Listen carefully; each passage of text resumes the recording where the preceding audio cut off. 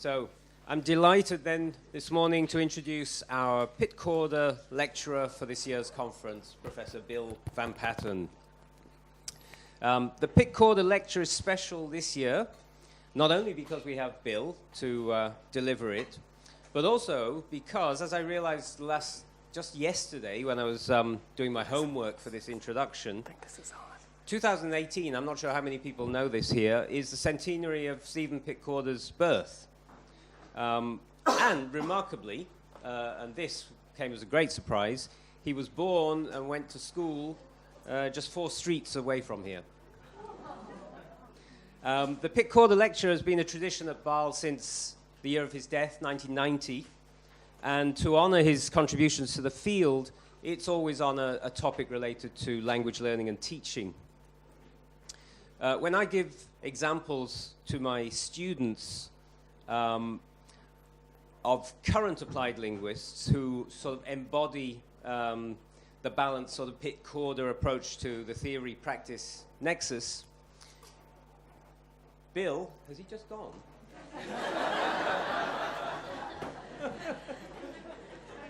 Who I hope is shortly coming back. I was going to say is always first on my list, but maybe it was first on my list. His input processing theory of SLA and his model of and his extensive materials for processing instruction in second language teaching are for me a quintessential example of applied linguistics. After a distinguished career at the University of Illinois, Texas Tech, and Michigan State, Bill VanPatten became an independent scholar earlier this year, returning to his native California, from where he's continued to write on SLA and prepare materials for language teachers and learners. The central argument of Bill's work is that we really need to understand what learners are doing during real-time comprehension of input if we're going to have any sense, if we're going to make any sense and understand what kind of pedagogical interventions are going to work. Bill's a self-confessed risk taker. I think at the postgraduate forum, he came out as a risk taker.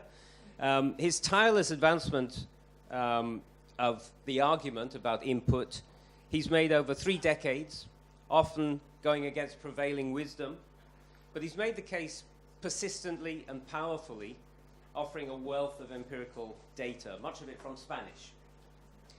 He's published 8 books, including the seminal Input Processing and Grammar Instruction Theory and Research from 1996, From Input to Output, A Teacher's Guide to Second Language Acquisition in 2003. He's also edited 8 books. He's written 6 language textbooks and over 120 articles and book chapters.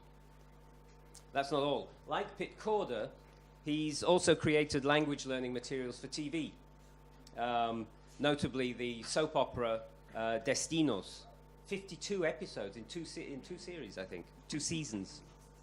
He's also made feature-length films for Spanish learners, Sol y Viento, and for French learners, Liaison. In 2015, he launched Tea with B. I knew I'd have a problem with this one. Tea with BVP, which is a lively and actually quite cheeky podcast and radio show, which has been a real hit with language teachers. In his clearly abundant spare time, after all that, he's performed stand-up comedy, and he's also written novels, I think 4. No, 4 books of short stories and my first novel. Okay, there you go. But also for Spanish learners, some of them, I think, yes. some of that literature. So anyway, we're honored to have Bill with us today to give the closing plenary for the conference. The title is The Risky Promise of Instructed SLA. Bill, over to you. Thank you. I think I'm on.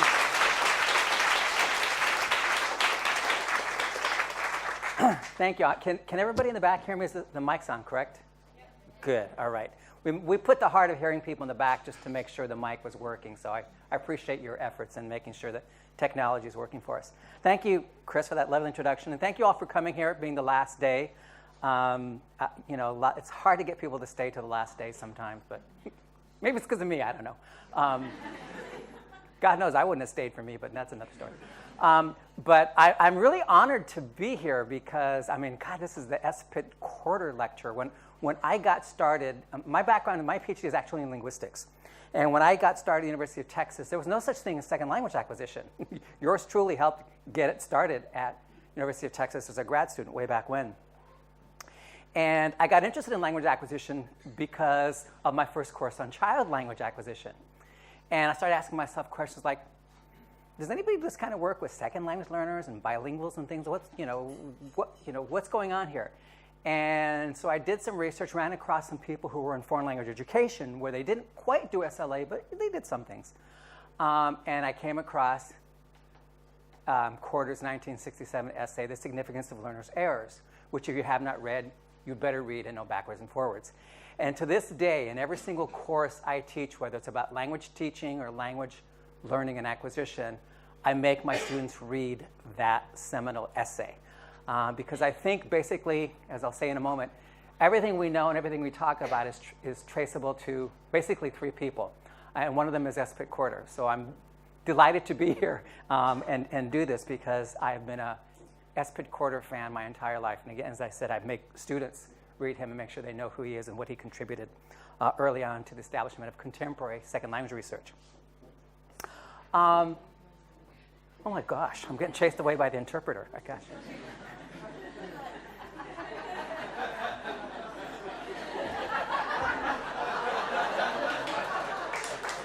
So,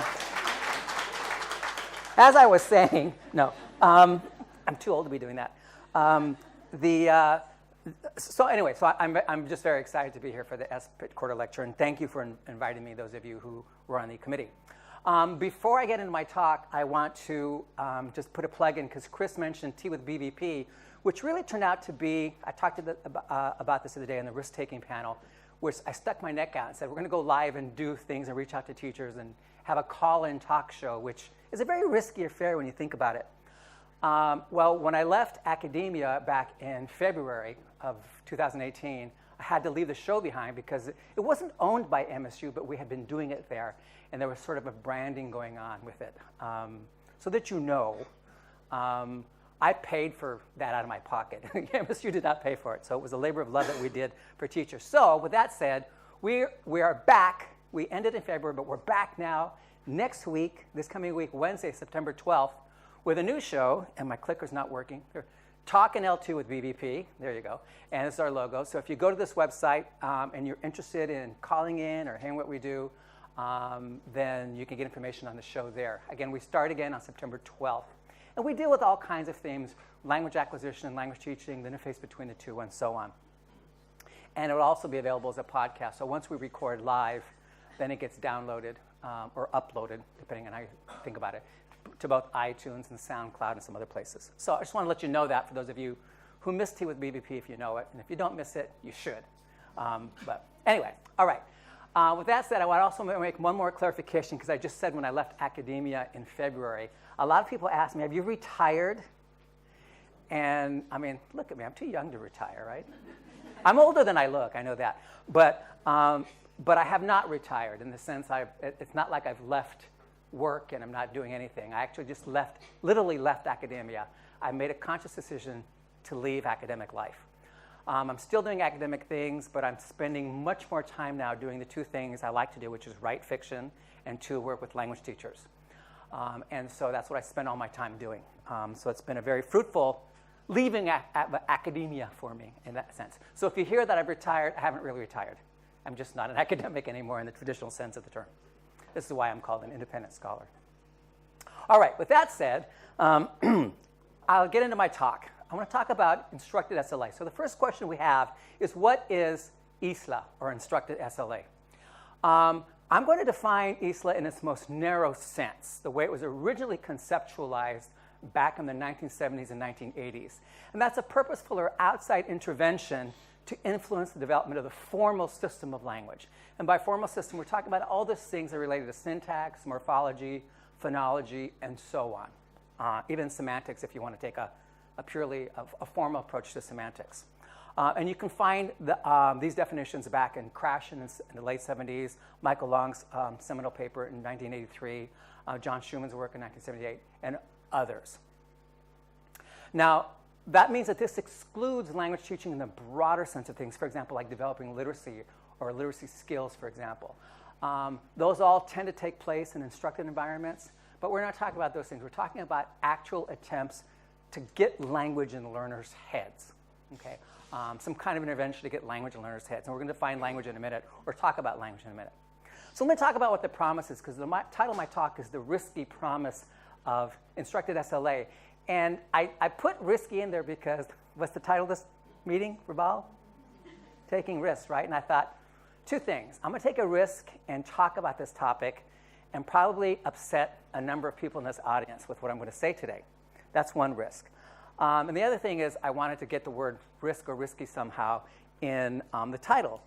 And from my perspective, there is a risk in instructed SLA because I think, as you'll see in a minute, we might be making promises that can't be kept. Now, since the 1970s, there have been hundreds, literally hundreds of studies on instructed SLA, this idea of trying to intervene and push the formal system along in some way. They've been couched in various guises, various perspectives, and so on. And there have been at least two major meta-analyses on this. One is, you probably all know, Norris and Ortega in 2000, which spawned all kinds of meta-analyses in other domains of L2 research. And then Spot and Tomita in 2010 are the two major ones. There are others about instructed SLA, but these are the major ones that most people cite. Okay, lurking behind this research is an unstated promise. And it's right here. I put it in blue. It probably looks a little purple to you because of I thought the lighting was going to come. I wanted the lighting to come down so I could look even younger than I look. But as long as there's no fluorescence, I don't care. All right. Lurking behind the research is an unstated promise that instruction on the formal elements or the formal properties of language can and should make a difference. That by overtly and explicitly teaching learners and having them do something with those formal elements should make a difference in their development. And then lurking behind that is another promise, and that is that SLA research, at some level, should be relevant to language teaching. And Emma touched upon this morning when she talked about OASIS and the establishment of those research summaries that are directed for non-academics, right? So somehow people are looking to SLA for insights. I get those questions all the time when people call in, for example, previously to Tea with BVP. And this is with the subject of Patsy Lightbound's famous 1985 paper, Great Expectations, right? Okay, so there are these ideas looking back at that there's some kind of promise that instruction should make a difference on learners' development, and at some level, the research should be relevant to language teaching. Now, I'll let you know that in spite of what I'm going to say today, I think there is relevance of L2 research for language teaching, but not in the way most people think or want it to be. I'm more of the Patsy Lightbound perspective on that. So let me tell you what my main points are going to be today. And these actually are based on a paper that came out just a year ago in a new journal called, guess what? Instructed Second Language Acquisition, published by Equinox. Mike Long and I were invited to do inaugural essays for that. And so a lot of what I'm going to say today is based on that. So I'll give you the reference at the end if you want to go read up and find some of the all the references I've talked about today are in there somewhere. I'm going to make the point that over the years, I think instructed SLA has lost its way. I think it's deviated from where it should be for a number of reasons.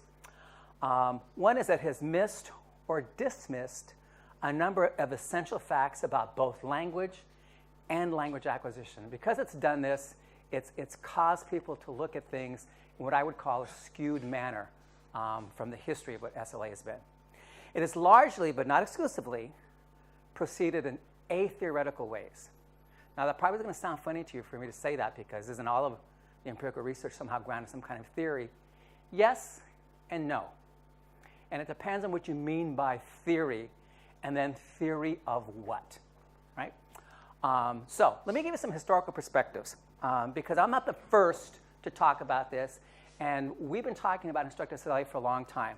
Of course, S.P. Corder's famous 1967 essay, the significance of learners' errors. He touched on this, right? And he even cited Wilhelm von Humboldt from the early part of the 19th century. I don't know if you know who he is, but he was a philosopher and actually a part-time linguist who touched upon this in his essays about the relationship between what we know about language and language teaching. And I put before him because my colleague Diane Musamechi did a book on breaking tradition where she traces some of the debates about language teaching back to medieval times, actually, when universities were first established in Europe. So there are probably people before even this that were saying some of these things. Larry Selinker touches upon this in his famous seminal essay as well, Interlanguage. He comes right out and says, actually, that he's not sure that language teaching can make a difference in the development of formal properties in the long run. Steve Krashen, of course, is famous for talking about this and his distinction between language learning and language acquisition, that teaching only helps learning, but it doesn't help acquisition. I'm going to use teaching here as a shorthand for instructed SLA, okay? Michael Long, in his 1983 essay, reviewed, at that time, there were only like 11 or 12 empirical studies that could touch on this topic, and he was comparing classroom and non-classroom learners to talk about this issue. Fraught with problems, which I'll talk about in a minute. Patsy Lightbound did one of the first classroom-based studies where she looked at teachers' attempt to intervene and then what happened to the learners later on and how the intervention disappeared.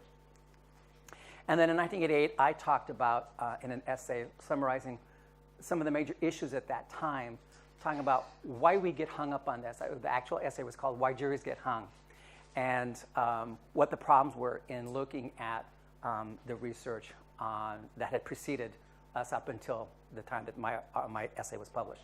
So that's some historical background. And so ever since the 70s and 80s, we've been on this topic in one way or another. Now, what I want to do is get into some facts about second language acquisition, because I think one of the problems, pardon me, I get that Las Vegas throat. You know, you ever been to Las Vegas and sung or performed? I get that dry throat from the hotels and the auditoriums. I've never performed in Las Vegas. I always wanted to. On stage, that is. All right. So the idea the idea I have is that there are some basic facts that we need to contend with that people who work in instructed SLA have to constantly keep in mind. So let's review what some of those are. These are not the only facts, and I'll mention this later, that these aren't the only facts. But these are the ones that I think at least get us to talk about some things right now. Okay, the first one is this. Language learners, like anybody else, whether you're first, second, or third language learners develop an implicit, abstract, and complex mental representation of language that bears no resemblance to rules and paradigms in the traditional sense. Okay, my shorthand way of saying this, people who used to listen to Tea with BVP can cite this like kids in the United States can cite our Pledge of Allegiance. I'm famous for saying, what's on page 32 of your textbook is not what winds up in your head. Okay? And it's not because those things are inadequate or those things are not the way people speak. It's because those things on textbook pages just aren't psychologically real. So let me give you an example from Spanish. Okay. One of my favorite examples. I used this in my last book. Okay, so how many of you here have students in a language class? When they want information about language, where do they go? They go to a textbook, or do they Google, or they go online and look for something, right? Because that's fast. That's what we all do now, right? So I put myself in the 19-year-old's shoes, and I said, okay, I'm going to Google personal awe in Spanish. Okay. Spanish has what's called differential object marking, where sometimes you have to mark the object of a verb with this little word "a," which we'll see in a minute what the Google definition says, the Google explanation is. And this is what you might actually find in Spanish language textbooks.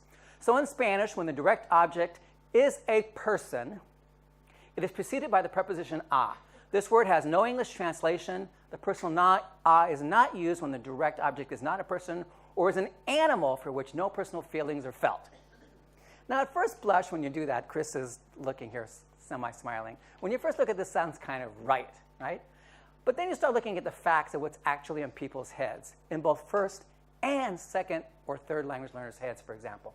So our first is Maria conoce a Juan, so Mary knows John, right? That looks fine. Juan is marked by a. He's a person, object of the verb. We put the a in, right? Then we have Maria conoce la materia, so Mary knows the subject.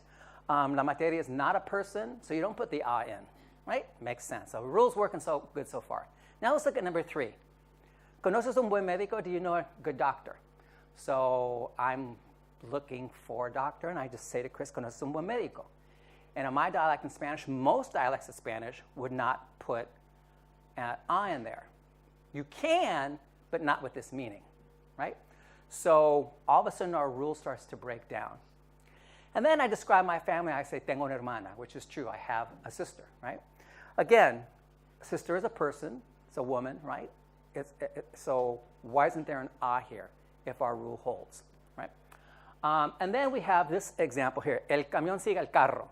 So the truck is following the car. Now here we have 2 inanimates, not even people involved, but you'll notice al. Al is a contraction. It's like French. If you speak French, it's like o when you contract en le.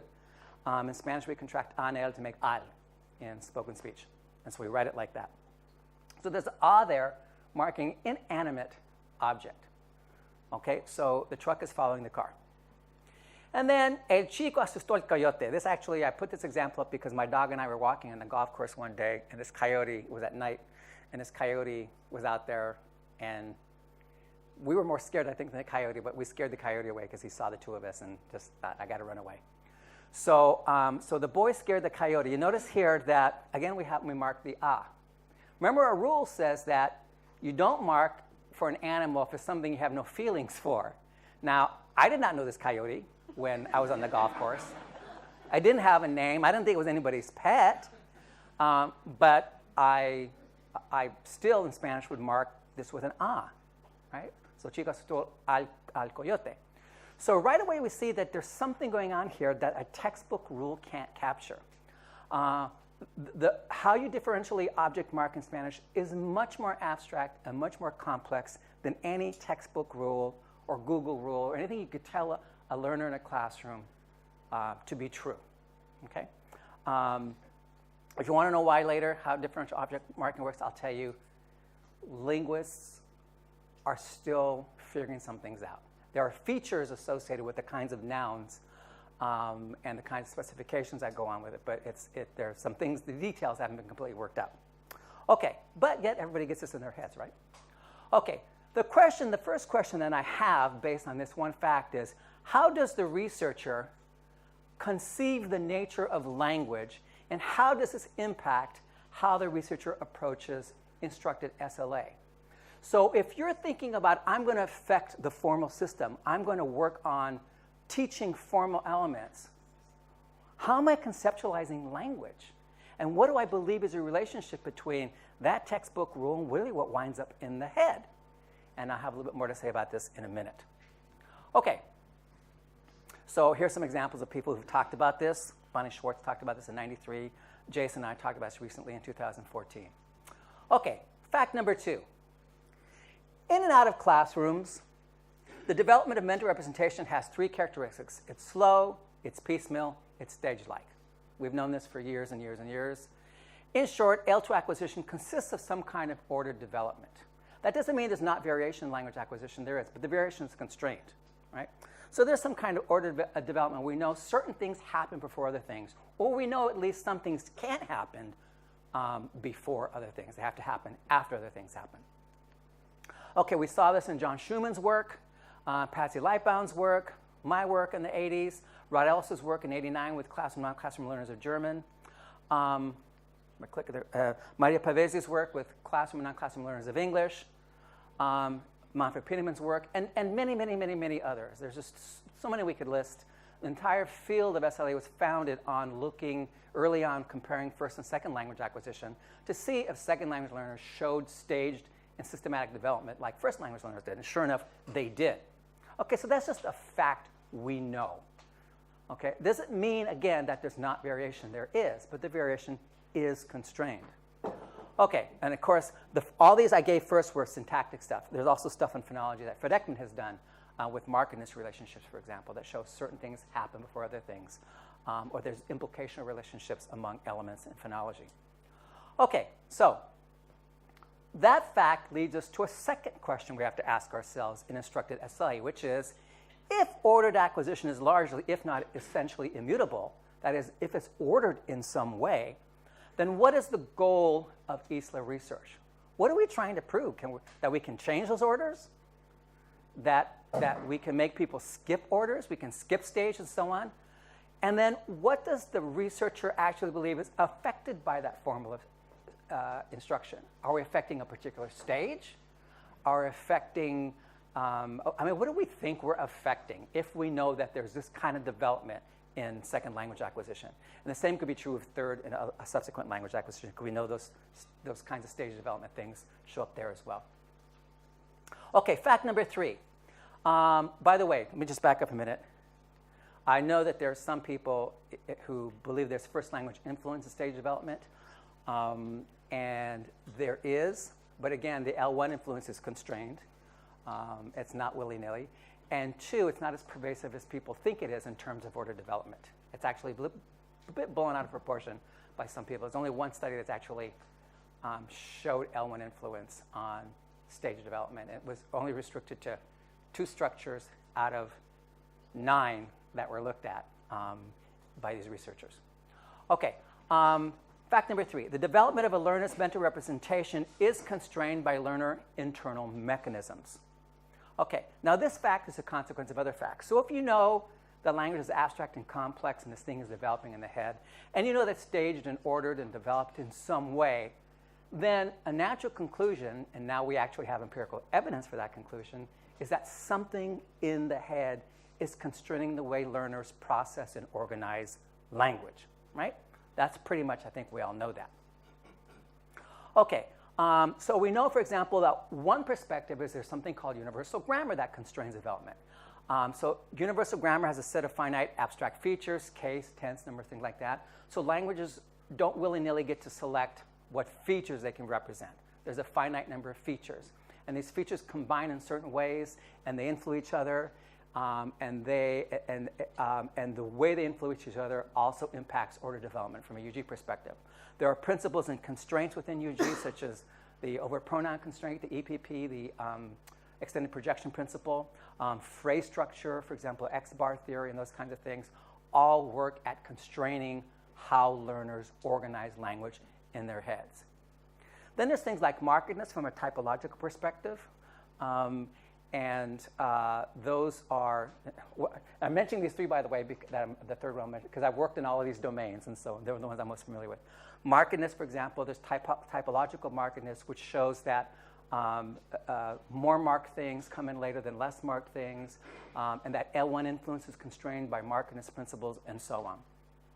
There's general learning architecture, for example, like the frequency tabulator. Those of you familiar with Nick Ellis's work and other people who work in usage-based models know that frequency is an important issue in language acquisition. It's not the only issue, but it's there.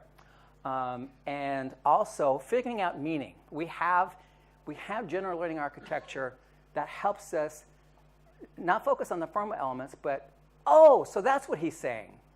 That kind of, whatever that thought process is, whatever we use to do that, oh, that's what that means, is part of general learning architecture, not part of these other things. So all 3 of these things are operating somehow in the background and constraining the development of formal properties. So that leads us to a third question. How does instructed second language acquisition take into consideration these internal constraints that learners bring to the task of acquisition, right? Does the researcher even acknowledge them in any research that researcher does? Okay, our fourth fact. The basic data of language acquisition are communicatively embedded input. And you notice I don't just say input and I don't say comprehensible input. That's for a reason. I like the term communicatively embedded input for a variety of reasons. The role of communicatively embedded input was brought to our attention as soon as the data began to appear in the 70s about how what language acquisition looked like in second language acquisition. For example, Hatch and Crash and others from Southern California started talking about this early on. But it was foreshadowed as far back as the Renaissance, if not before, in terms of the way educators were conceptualizing how languages should be learned, right? The role of CEI was at first a hypothesis, Krashen's famous input hypothesis, or Hatch's discourse hypothesis, where input was embedded in the discourse and so on. These are all hypotheses. But since the 80s, I think it's fair to say that every major theoretical framework that focuses, that should be focuses, not focused, that focuses on the acquisition of language, not communication, but language, accepts the role of CEI as fact. Everything people do, whether you're a UG-based person, or a usage-based person, or you do dynamic systems theory, posits CEI is critical to language acquisition in one way or another. It might play slightly different roles or levels of importance from theory to theory, but it's there as a critical and fundamental ingredient. All right, so that leads us to this question. If you have this fundamental role of input or communicatively embedded input in acquisition, is it possible to have instructed SLA without input, right? So, and if you think it's possible to have instructed SLA without input, then is it that you believe that input can be replaced with something else? If so, with what? If so, then what of the fundamental role of CEI acquisition? So if you don't believe, if you believe that input can be replaced, are you now suggesting that what mainstream theory says is fundamental is no longer fundamental? If you're doing this kind of research, right? And there's plenty of interventions out there that don't look at the role of input. And fact number 5, most language learners fall short of native-like representation and ability. I put that in parentheses, but we're focused on representation here. But not necessarily in all areas, right?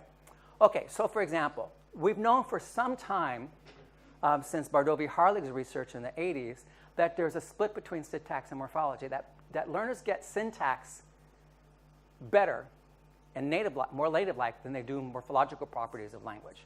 And she and, what's her name, Bachman, looked at TESOL tests and standardized tests of English and so on, and found this consistent issue where syntactic items that tested syntactic knowledge were always at the ceiling, whereas morphological stuff was all over the place. Okay? And that was the first hint we had of a split in terms of domains of language. More recently, people have talked about interfaces. For example, the syntax-discourse interface, the morphology-phonology interface. We'll see an example of morphology-phonology interface in a little bit. Sodachi is a big person on this. If you haven't seen the issue of Linguistic Approaches to Bilingualism in 2012, a special issue on the interface hypothesis, she wrote the lead article, and there's all these responses. A great little volume to get yourself up to speed if you're not. She's already changed some ideas since 2012, but it's a good place to get started. And then we also have something like underlying knowledge versus communication, or we might call even spell out in a more linguistic sense. For example, Prevost and White have talked about the missing surface inflection hypothesis, which means you can have underlying representation, but somehow in your speaking, there's something that snips. It impedes the ability to pull that stuff down and use it in real time is impeded. So the tests of your underlying knowledge show that it's there, but it doesn't always come out. And then we also saw things with Donna Lardier with her 20-year study of Patty showing sort of something similar, where Patty has full representation, underlying syntactic representation of all kinds of abstract and complex things, but then she's inconsistent in her production of things. So we know that native likeness is possible in some domains, less likely in others. You could be native-like in most domains or non-native-like in all domains. There's variation here, right? But we know non-native likeness tends to be the norm, at least in some domains of language acquisition. So that leads us to the following question. If some kind of non-nativeness is the norm, what is the goal of instructed second language acquisition? What are we hoping to achieve? Make people native-like? Or, I mean, what is our goal? Why are we doing this kind of research? And what kinds of things are we trying to tell teachers, that is practice, by suggesting that ISLA is going to do something and show something, right? Now, again, as I said earlier, there are other facts about second language acquisition we could list here. For example, there's research on the limited effects of instruction, the poverty of stimulus situations, and so on. But again, these 5, I think, are just enough to get us started to talk about what some of the problems with ISLA are. So let's go back to those 5 questions I listed.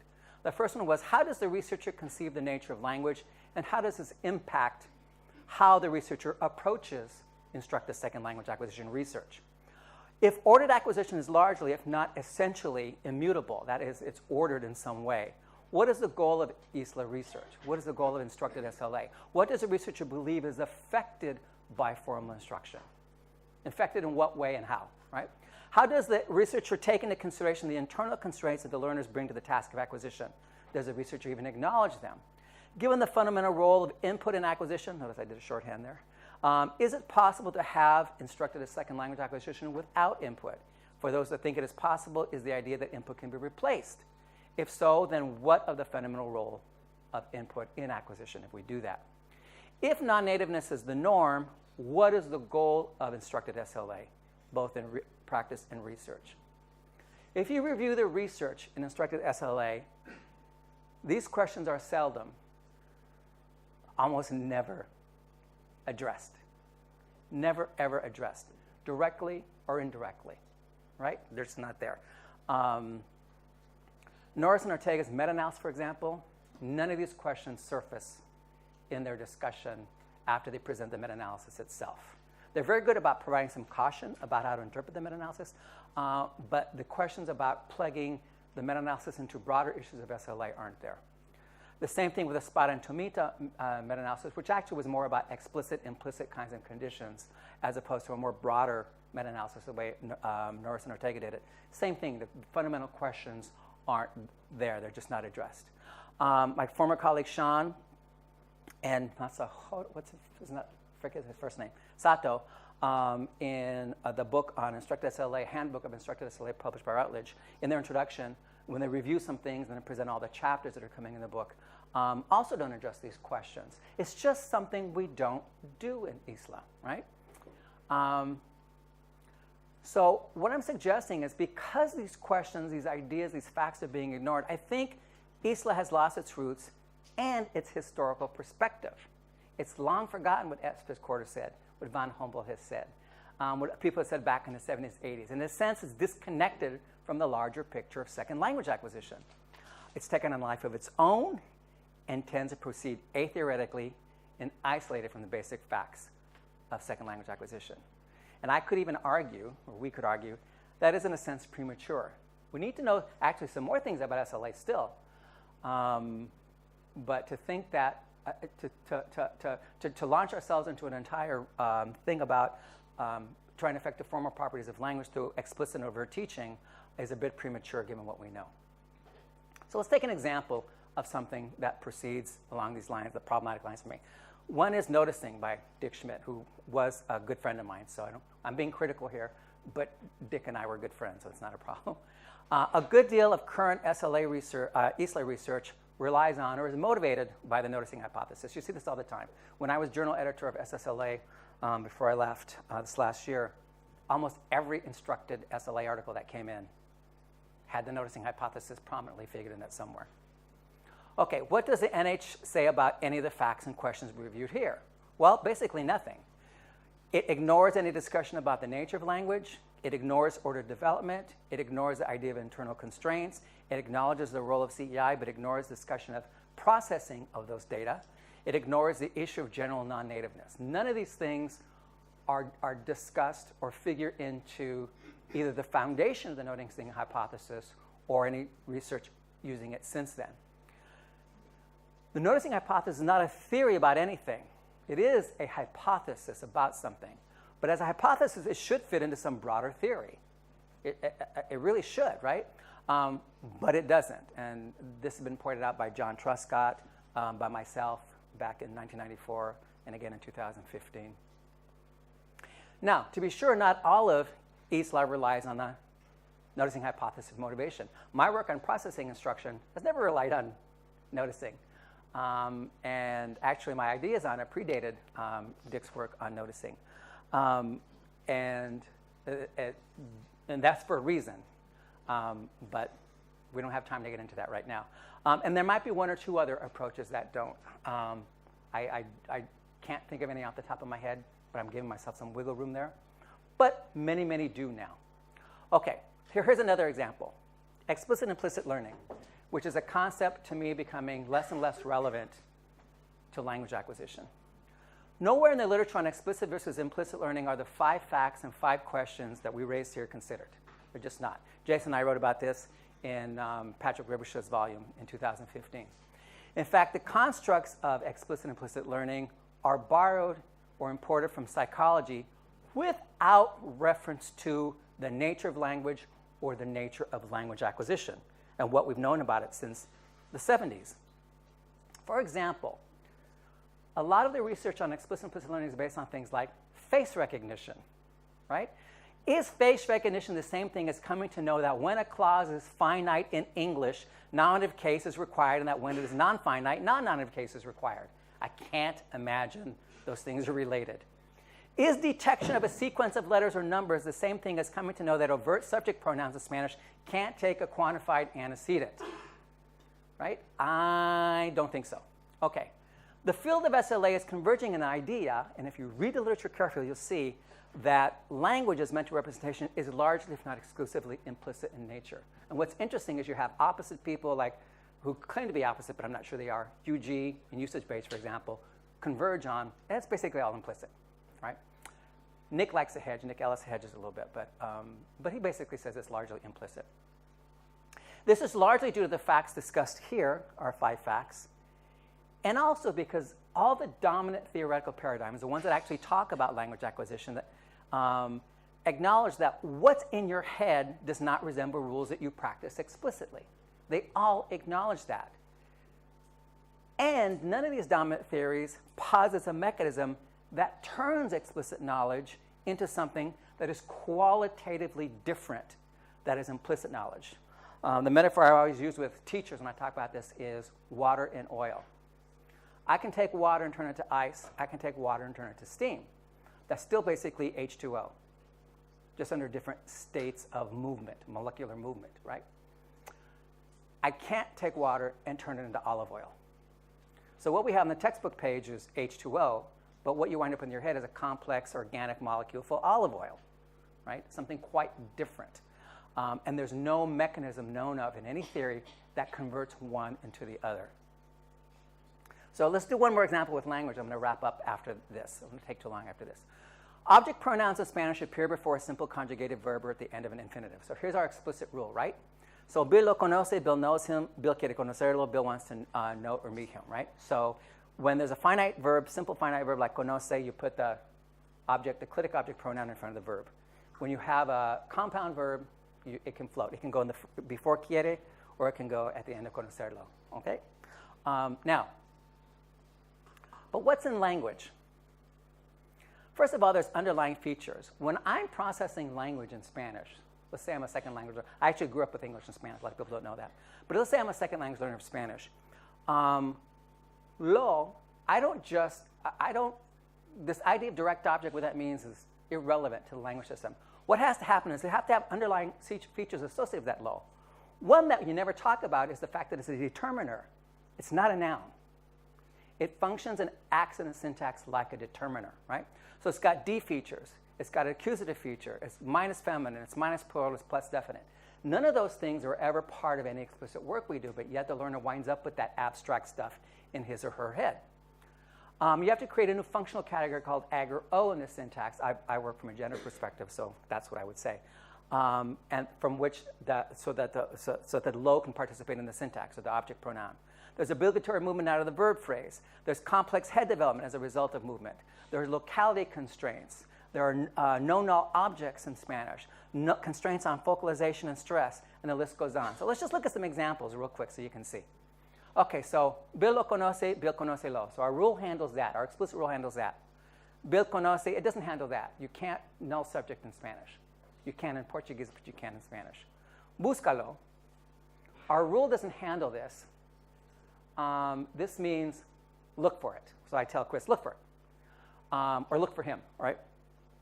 So because it's a non-finite verb, imperatives are considered to be non-finite, then the lo automatically gets attached to the end. Mike dice que Bill lo conoce. So Mike says that Bill knows him.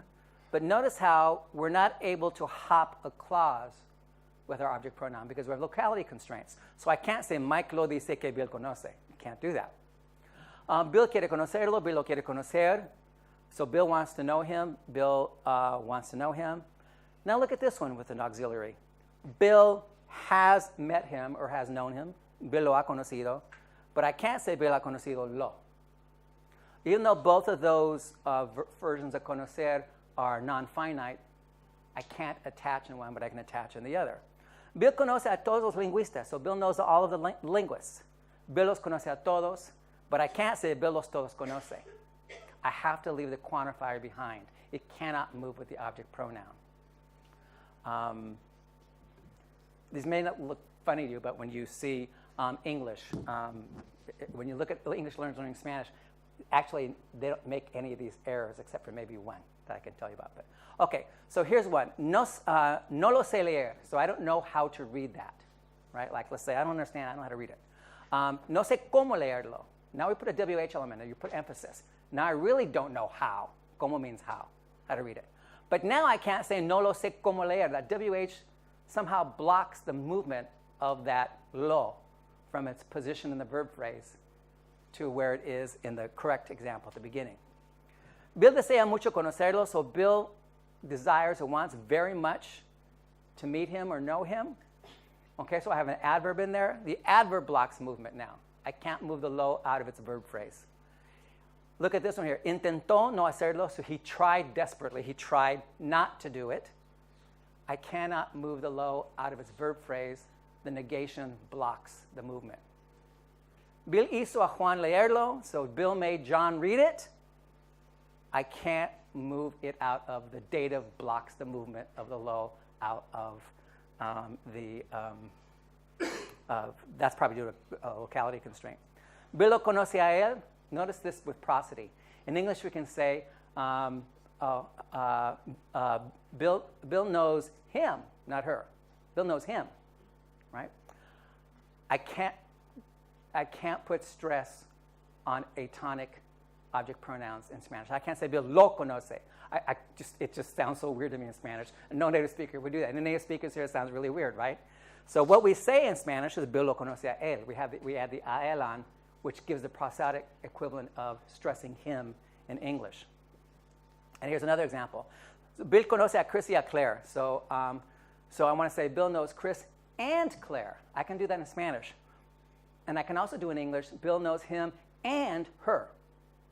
I can't do that in Spanish. Bill lo y la conoce. Can't do it.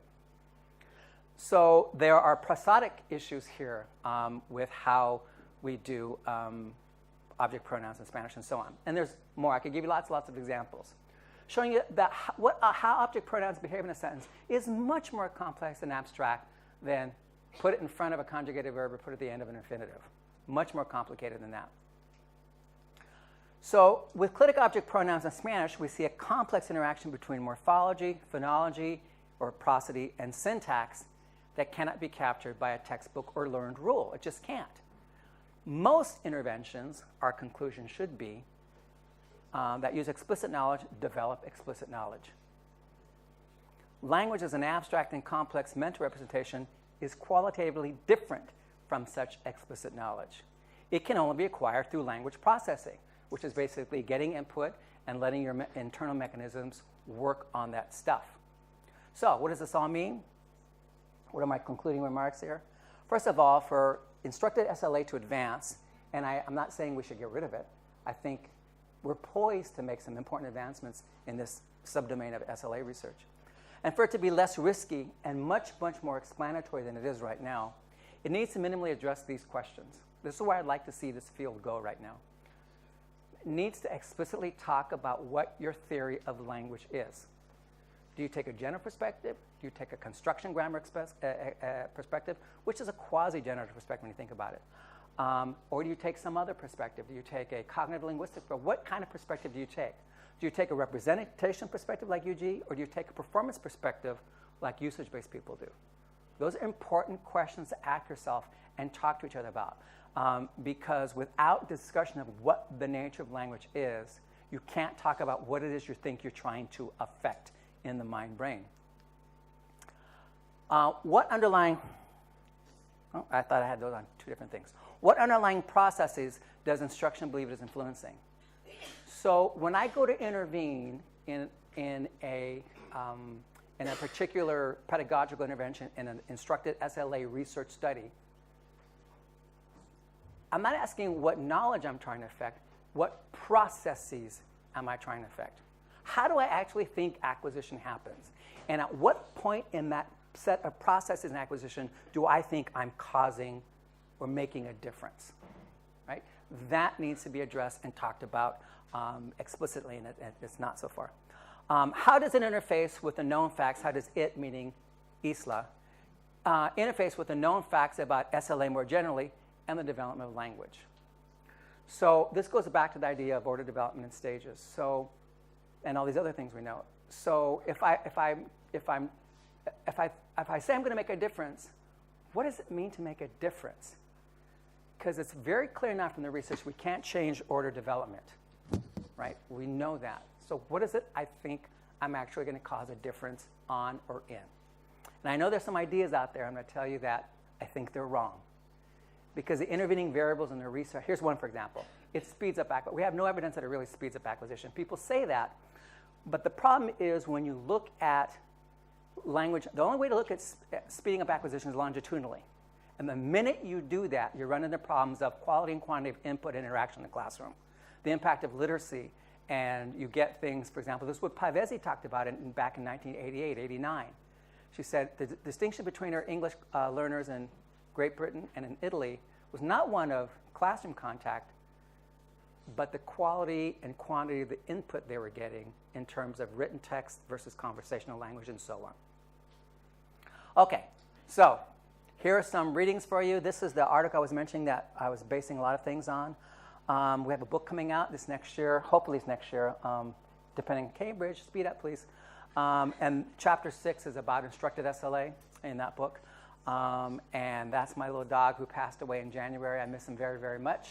I used to end all my talks by having a little bubble coming out of his head, say, "Daddy, you're coming home now." But I don't want to do that because that means I'm probably going to die soon, and I don't want to die just yet. So I just put his picture there to remind me of him because I love him so much. So with that, I'll say thank you. Thank you for inviting me to York. Thank you, Chris, Claire, everybody else, for having me here. And thank you, S. Pitt Corder, for the significance of learners' errors. It changed my life, and it's what got me out of child language acquisition into second language acquisition. So thank you, Stephen Pitt Corder. Thank you.